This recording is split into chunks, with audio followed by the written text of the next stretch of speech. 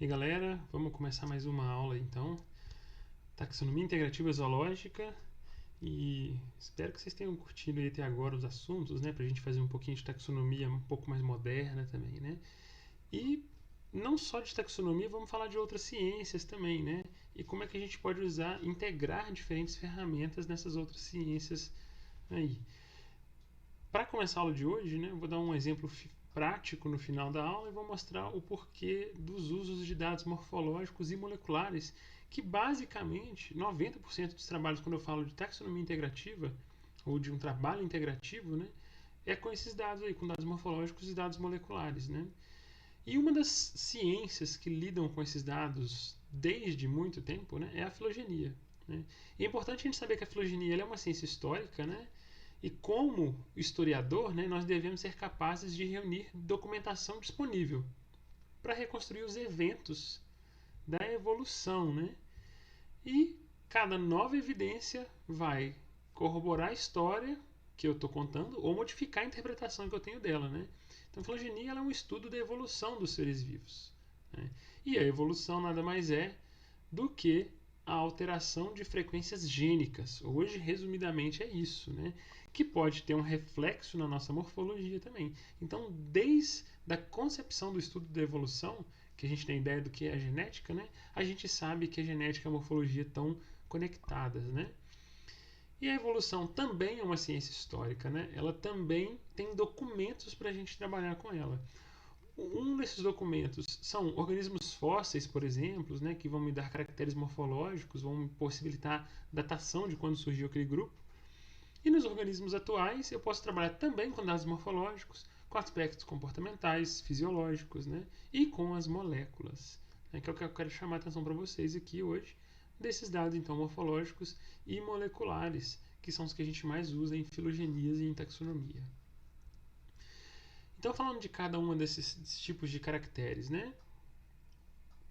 Os dados morfológicos. A morfologia é a primeira ferramenta utilizada e ela proporcionou e proporciona ainda grandes descobertas. Né? A própria teoria da evolução, o Darwin, olhando o bico dos tentilhões, ele comparou a morfologia dos bicos para associar como que eles evoluíram. Né? E quanto mais evidências a gente tem na morfologia, mais lacunas vão sendo preenchidas. Né? O que é interessante para vários grupos que é difícil a gente ter acesso de dados moleculares, como a gente tem alguns exemplos nas aulas até agora aí dos próprios dinossauros, né, e de organismos que a gente só conhece os fósseis. E com a morfologia dá para fazer reconstruções históricas também, várias delas, né? Então isso aqui é uma evolução dos tetrápoda, né? E como que a nadadeira peitoral foi evoluindo para o membro posterior, né? Então dá para a gente fazer essas reconstruções históricas, dá para a gente descobrir como que eram os primeiros organismos ou os organismos mais primitivos dentro de cada grupo. Né? Então está aqui um Archaeopteryx, né? Para a gente falar que a gente sabe que foi a primeira ave, né? Dentro de várias características morfológicas nesse pedaço de fóssil que tinha aí. Né? A morfologia ainda, né? Ela foi e é a chave para o entendimento de muitas relações entre diversos grupos de organismos. Então eu sei que aquele bicho é parente daquele outro bicho por causa da morfologia. Né? E tem como testar também, tá? E os dados morfológicos, eles são fundamentais para tomadas de decisão na taxonomia e na sistemática. Né? Então a morfologia é simples de obtenção, os métodos são os mais baratos, eu tenho só que olhar. Então se eu ver um jacaré e ver um gavial, opa, o bico dos bichos, o focinho é diferente, né?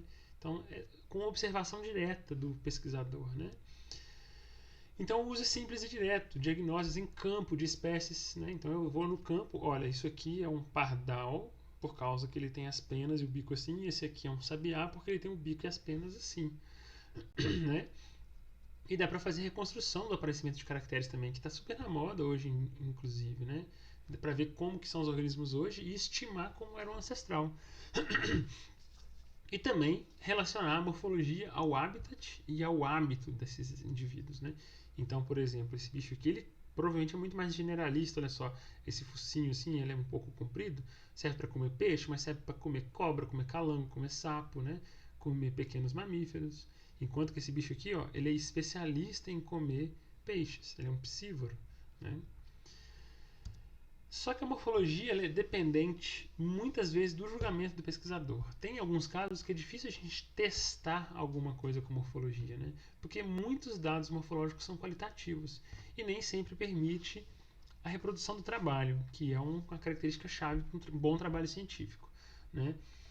Então, tipo, essa balãozinho de fala aqui, né? É arredondado, oval, é semicircular. Então, quais são os nomes que a gente dá para isso, né?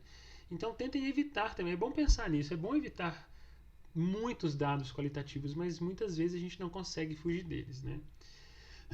E na morfologia, as espécies crípticas, que não têm diferenças morfológicas, a gente viu na última aula, é impossível a gente separar. Então, se eu tenho duas espécies crípticas, para a morfologia, elas são a mesma espécie. Compreendem, então, o problema disso? Né? Além disso, a morfologia ela sofre um efeito do ambiente, né? O ambiente direciona muitas características morfológicas. A gente viu os anfípoda lá que nem eram relacionados, mas que ficaram iguais morfologicamente por causa do ambiente, né? Mais provável. Então essa convergência ela atua muito forte na morfologia, né? Então características que surgem várias vezes ao longo do tempo também, né?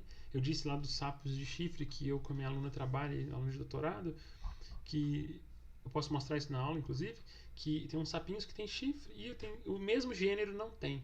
Só que não tem um grupo com chifre e outro grupo sem chifre. O chifre ele foi surgindo e desaparecendo várias vezes de acordo com o ambiente que essa espécie estava habitando. Assim como, vamos olhar um exemplo que não é de vertebrado, né? Assim como várias libélulas, né? A gente tem as damselflies, que pousam com a asa fechada, e as dragonflies, que pousam com a asa aberta, né? Essa característica por muito tempo foi para grupos de libélulas. Hoje a gente sabe que essa característica ela não é exclusiva de um grupo só. Ela surge mais de uma vez, né? Então essas características podem gerar ruídos em algumas reconstruções históricas, tá? E a morfologia, né? Quando saber se temos ruídos nos nossos dados ou não? Muitas vezes a gente não sabe. A gente tem que ter consciência disso. E quando que você vai saber? Tem que estudar muito do seu grupo, tá? Mas não é simples. Hoje a gente tem muito mais método para olhar outros dados morfológicos e evitar esses que têm ruídos. Em relação ao DNA, né, as moléculas, né, elas não sofrem necessariamente a ação do ambiente. E a variação que o DNA tem, as diferenças do DNA, é considerada neutra. Né? O Kimura, em 1968, ele postulou a teoria da neutralidade. E tá certo, não é só uma teoria, como a gente confirmou ela, né? Logo depois disso. E o DNA ele tem uma alta variabilidade, né? Então ele varia bastante o que a gente quer para fazer trabalhos de taxonomia, de filogenia. A gente quer variação para ver o que varia parecido é de um grupo e o que varia parecido aqui é de um outro grupo, né? E os mecanismos de modificação são bem conhecidos pela genética molecular. Né? Então a gente conhece os mecanismos de replicação, os mecanismos que mudam o DNA, os mecanismos de reparo. Né? E o DNA ele permite análises estatísticas e probabilísticas muito robustas. Além disso, o DNA tem um negócio muito legal, que é o relógio molecular. Tem como eu datar a diferença das minhas linhagens. Né? Porque à medida que as espécies sofrem anagênese, elas vão se divergindo do ancestral comum, elas acumulam mutações numa taxa regular, porque o DNA muda independente do ambiente, a taxa de mutação é a mesma, né? E elas vão ficando progressivamente diferentes uma da outra na mesma taxa. Então, se eu descobrir a datação para uma, a data que ela separou é a mesma da outra, né? Então, esse acúmulo de mutações que eu tenho de um ancestral para as duas espécies que eu tenho hoje, ela é neutra, ela é na mesma direção, ela tem a mesma taxa, tá? E aí, uma preocupação que a gente tem muito em morfologia, que são as analogias. Vocês lembram lá da bissistemática? Que a analogia é qualquer característica que seja semelhante. Não quer dizer que veio do ancestral. Pode até ter vindo, mas pode ser que uma analogia é só porque a característica é parecida e não veio do ancestral. E na nossa ciência, nós queremos caracteres apenas homólogos, né? Só que convergência evolutiva, né, dificilmente ocorre em dados em caracteres moleculares. Tá? E, desculpem, só voltando aqui, hoje não assumimos nenhuma analogia em dados moleculares. Todos os dados que a gente tem num dado molecular, vocês vão ver isso na próxima aula, são caracteres homólogos. Então, toda par de base, um debaixo do outro aqui, ó, eles são caracteres que vieram do ancestral comum. Tá? E alguns contrapontos para a gente pensar sobre esses dados morfológicos e moleculares. Né? Em relação a molecular, né? A molecular mudou muitas filogenias tradicionais para a gente, né? Por causa de dados moleculares e dados genômicos, né? Muita gente não aceita hoje, mas as vacas elas são parentes das baleias. Então as baleias são vacas que voltaram para a água, né? E eram grupos completamente distintos, né? E a gente avaliava muita convergência, então tinha uma percepção, uma falha humana muito grande aí nos dados morfológicos. Mas os genes estão sempre certos? Depende do método e da forma de avaliar. Tá? A gente pode discutir isso numa. Eu vou tirar uma aula só para a gente falar sobre filogenia, sobre filosofia na sistemática. Né? Então tem guerras também entre algumas escolas aí que se acham melhores que outras. Né? E existem árvores moleculares ruins? Existem, podem existir árvores moleculares ruins se você fez ela de qualquer jeito. O interessante é que tem como eu ter certeza que ela está boa. É só fazer o trabalho bem feito. Tá? E quanto mais genes, né, melhor. Então a gente tem que buscar uma árvore de espécies, porque cada gene ele vai contar uma história diferente. Então aqui, ó, nesse gene azul, o B é irmão do C. Nesse gene vermelho, o A é irmão do B. Então, quanto mais eu tenho que sequenciar muitos, quanto mais melhor, tá? Para eu ter esse tubo aqui, ó, esse tubo cinza aqui, que é a árvore de espécies, tá? E hoje? Hoje, sim, esse panorama atual já tem 10, 20 anos, né? Tem uma necessidade cada vez maior dessas abordagens integrativas. Por isso que eu estou chamando tanta atenção, por isso que a gente tem essa disciplina, né? E existem também, não só para taxonomia, que eu disse que existem outras ciências, por exemplo, nas filogenias, dados integrativos que a gente chama de evidência total, que é tudo que a gente tem disponível, a gente coloca dentro de uma filogenia. Tá? Então a gente é o uso de diversas bases de dados, né? Que é uma taxonomia integrativa aplicada na filogenia. Então é o melhor reconhecimento específico que a gente tem hoje. E isso proporciona um suporte mútuo. Né? O uso de dados morfológicos podem dar suporte aos clados moleculares, muitas vezes sem sinapomorfias aparentes. Então, às vezes um dado molecular fala que ó, esses dois bichos são irmãos. Por quê? Porque tem um A que é parente do A aqui, ó. Tá, mas às vezes você tem um calo ali, ó, esse bicho aqui tem um dedo a mais. Os dois têm dedo a mais. Então a morfologia pode confirmar aquele clado molecular, né? E é um ciclo de procura isso, né? Se evidencia os clados molecularmente e não procura se uma sinapomorfia morfológica para esse clado, né? Então você tem que ir um dando suporte para o outro. E aí eu falei da taxonomia integrativa de novo. Porque a gente tem que ter cuidado também. Que todas as bases de dados podem ajudar a confundir aí também, né? Ajudar ou confundir. Então, por exemplo, a morfologia pode me confundir com polimorfismo, né? Ou esconder espécies crípticas. Tanto a parte molecular quanto a morfológica. A hibridização pode causar um probleminha, tá? Mas a parte molecular hoje já lida melhor com isso. E dependendo do método filosófico, né? O método que você usa na molecular, você tem incomplete lineage sorting, que é tipo o sorteamento incompleto de linhagens. É exatamente aquela zona cinza do De Queiroz, quando duas linhagens não terminaram de separar ainda. Então, dependendo do método ali, é ao mesmo tempo uma ou duas espécies, né? Então, a morfologia é todo mundo igual, então vai juntar todo mundo. É todo mundo diferente, vai separar. Mas se a molecular não separou ainda, o que a gente faz, né? Então tem métodos para isso. E a taxonomia integrativa é muito útil, principalmente nas linhagens da zona cinza, daquele trabalho do De Queiroz. E aí, o que é a análise de evidência total? Né? As primeiras filogenias eram concatenadas. Eu pegava um dado molecular, juntava com um dado morfológico e fazia uma filogenia. Só que os dados morfológicos ficavam diluídos porque eles eram muito pequenininhos. Então imagina, ó, todos esses dados aqui são moleculares. E esse dado pretinho aqui, ó, é morfológico. E aí você tem pouquinho dado morfológico aqui para ele fica diluído, tá vendo? Ele quase não vai te dar suporte, ele quase não vai ter voz no meio desse monte de informação. E aí, né, existe uma análise que chama análise bayesiana particionada, que é um método, eu não vou ensinar ele para vocês, mas eu quero que vocês saibam que ele existe, que eu vou criar partições. E aí cada partição vai ter a mesma propriedade, independente do tamanho dela, tá? E eu vou informar para minha análise bayesiana que essas partições vão me ajudar a reconstruir minha filogenia. E aí eu vou dar um exemplo rápido para vocês, porque eu trabalhei com isso e eu vou mostrar uma parte do meu doutorado, inclusive, né? Que foi que eu trabalhei com as rãs paradoxais, que são umas rãs, que na verdade são pererecas que voltaram para a água e que tem girino gigante, são os maiores girinos do mundo. Está aqui no Brasil, tem aqui em Campo Grande, inclusive. Então, esse clado, né, das rãs paradoxais se chama Pseuder, né? Quando foi descoberto esses bichos, eles achavam que era o paradoxo entre os anfíbios. Por isso que chamam rãs paradoxais. Porque o imago, que quando o girino está se metamorfoseando, né, ou seja, eles achavam que era um peixe com perna. Então eles achamos um paradoxo. Ou esse aqui é o link entre a evolução entre os peixes e os anfíbios, né?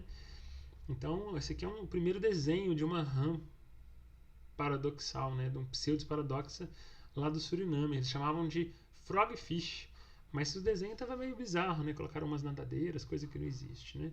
Mas esse aqui é o imago, olha só que louco, né? E são girinos bem grandes mesmo. E esse grupo passou por várias mudanças taxonômicas, porque teve gente, quando olhou por fora, falou, uma rã. E aí, quando descobriram esses bichos, chamaram eles de Ranidae, que é a família das rãs. Só que depois, olhando melhor, falaram, esse bicho está no Brasil. E ele é uma rã brasileira. No Brasil não tem ranídeo. As rãs do Brasil são leptodactilídeos. Então, por um breve período de tempo, chamaram eles de leptodactilídeo, que são as rãs brasileiras. E aí depois, alguns pesquisadores viram que eles têm alguns ossos, alguns elementos de osso, que lembram, na verdade, perereca. E aí colocaram, não, gente, só as pererecas têm esse osso. Vamos deixar eles com os ilídeos, então, que são as pererecas, né? E aí o que aconteceu, né? Já teve a família deles mesmos, eles são tão diferentes, tão paradoxais, que eles criaram a família Pseudidae só para eles, né? Só que hoje, não só pelos dados moleculares, que por alguns spoilers que eu vou dar para vocês, nós temos certeza que esses bichos são ilídeos, eles são pererecas, tá? Então os Pseudidae, que são essas rãs aquáticas, estritamente aquáticas, elas não saem da água, tá? São pererecas, né? E aí, lá em 2007, 2 trabalhos saíram ao mesmo tempo mostrando filogenia, a primeira filogenia para esses bichos, filogenias exclusivamente moleculares. E esse grupo sempre teve 2 gêneros, os pseudes e os lisapsos. Só que olha só, esse trabalho aqui do Gardner Canatella achou pseudes aqui, lisapsos e pseudes aqui. Se eu tenho pseudes aqui e aqui, pseudes é parafilético. E o Aguiar e colaboradores achou a mesma coisa, ó. Os pseudes aqui embaixo e lá em cima lá. Cadê? Não, aqui, ó, de fora de todo mundo aqui, os pseudes aqui e junto com os lisapsos os pseudes. Então, pseudes também está parafilético. Então, eles tinham que tomar uma decisão. E cada um tomou uma decisão diferente, o que foi mais estranho, né? Então, porque teoricamente os dois encontraram isso aí, né? Pseudes, lisapsos e pseudes. Mas esses dois aqui, se eles são mais parentes, como é que faz, né? O que o Garda e o Canatella fez? Deu um outro nome para aqueles bichos de fora, chamou de Podonectes. E o Aguiar e colaboradores chamou todo mundo de pseudes. Os dois estão certos. Não tem nenhum dos dois errado. Os dois podem fazer isso, né? Mas aí, né, entrou o meu doutorado. Falei, deixa eu tentar resolver esse problema aí. Então, o trabalho deles eu considerei limitado porque só tinha dado molecular, né? E a gente precisava de uma fonte alternativa para entender a relação evolutiva desses bichos, né? Não só a molécula falando como eles estão juntos. Eu fiz essa filogenia de evidência total. Eu usei um monte de dado morfológico, dado da vocalização, usei o dado do girino, dei os dados moleculares também, tá? E de DNA mitocondrial e DNA nuclear. E fiz a análise bayesiana particionada. E eu encontrei exatamente o mesmo resultado que eles, tá? Não foi diferente. Então aqui eu tenho os pseudos lá diferentes e aqui um grande grupo dos lisapsos e dos pseudos também. Tá vendo? Então, a filogenia dos dados moleculares e morfológicos suportam que todo mundo aqui é uma família só, né, que é perereca mesmo, mas foi a mesma topologia. Só que o suporte aqui estava pequeno, tá vendo? Aqui eu falei assim, deixa eu ver como é que esses bichos aqui estão se comportando. E eu vi que só existem duas possibilidades. A árvore que todos os pseudos estão juntos, né, aqui, ou a árvore que os pseudos lá do sul, esses dois aqui, estão de fora, igual eles encontraram. De qualquer forma, esses três grupos sempre ficam separados. Aí eu falei assim, beleza, deixa eu olhar melhor então a história evolutiva dos caracteres desses bichos. Aí eu descobri que a morfologia resolveu para mim, porque os dois bichos do lado sul, que são aquele grupo que fica sempre separadinho, eles têm um elemento no dedo que só eles têm, exclusivo para eles. Então não podia juntar eles com todo mundo. Então o Garda lá em Canatela meio que estava certo de ser três coisas, né? Só que o nome que eles escolheram, né, estava errado. Né? Depois eu vou contar isso para vocês. Resumindo aqui, né, esse elemento intercalar é um dos caracteres, é porque foi o mais importante. Né? Suportou então a análise bayesiana lá de três grupos, três linhagens distintas. Eles têm três históricos distintos. Né? Então eu achei serapomorfias, né, morfológicas suportando os três gêneros.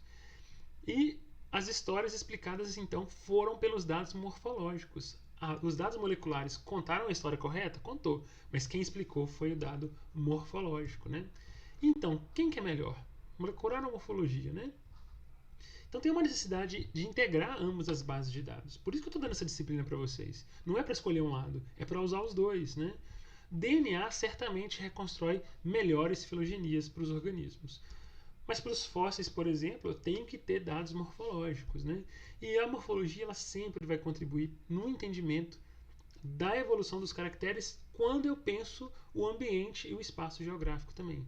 Então, eu pensar a evolução dos caracteres é imprescindível que eu use os dados morfológicos. Então, eu não posso separar mais essas ferramentas, eu tenho que usar elas de uma forma integrativa. Ok? É isso, e eu espero que semana que vem a gente comece a colocar a mão na massa já com algumas análises de dados integrativos. Um abraço para todo mundo, gente.